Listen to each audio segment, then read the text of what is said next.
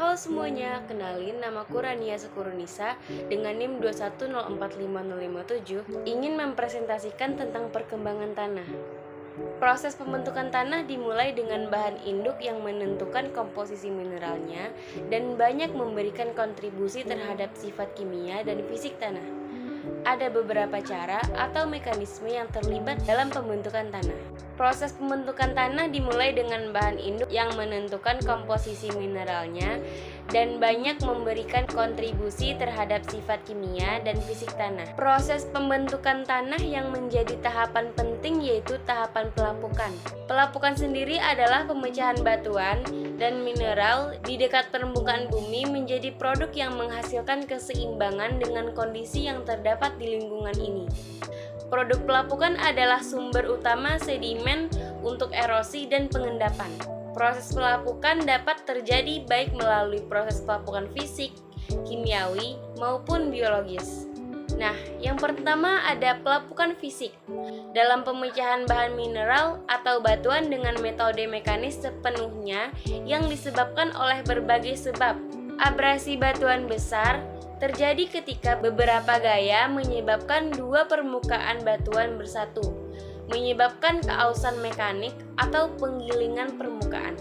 Selanjutnya ada pelapukan kimiawi.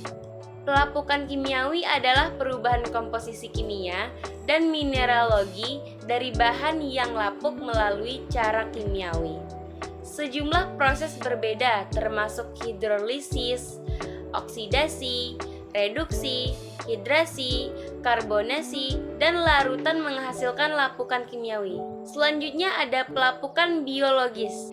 Pelapukan biologis melibatkan sintegrasi batuan dan mineral karena bahan kimia atau fisik suatu organisme. Organisme yang dapat menyebabkan pelapukan dapat berkisar dari bakteri, tumbuhan, hingga hewan. Nah, selanjutnya ada leaching. Leaching adalah penghilangan komponen larut dari kolom tanah oleh air. Air yang mengalir melalui tanah membawa basa seperti kalsium yang ditahan sebagai ion yang dapat dipertukarkan dalam kompleks tanah liat, humus, serta pengemasan dan substitusi ion hidrogen melalui pergerakan air, angin, es, atau oleh serapan bahan yang terakumulasi oleh tanaman. Partikel baru termasuk tanah liat, bahan organik, lanau, atau senyawa kimia lainnya tercuci dan terkikis atau diambil oleh tanaman. Nah, setelah leaching ada transformasi.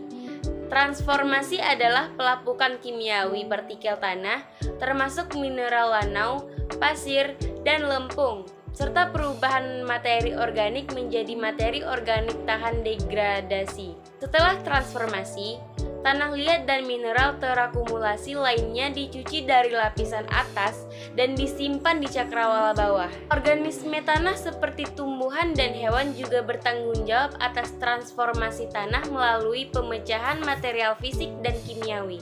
Tanah mulai terbentuk dengan sendirinya melalui transformasi yang meningkatkan kapasitas retensi air dan komposisi hara. Nah, proses selanjutnya itu ada pengapuran. Pengapuran terjadi ketika pembuangan air melalui effort transpirasi melebihi presipitasi yang menyebabkan pergerakan garam alkali terlarut ke atas dari air tanah. Sedangkan pergerakan air hujan menyebabkan terjadinya pergerakan garam ke bawah.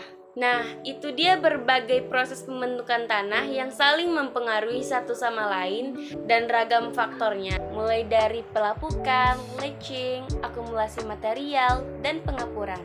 Semoga video ini bisa membantu teman-teman ya. Jangan lupa like, comment, and subscribe. Bye-bye.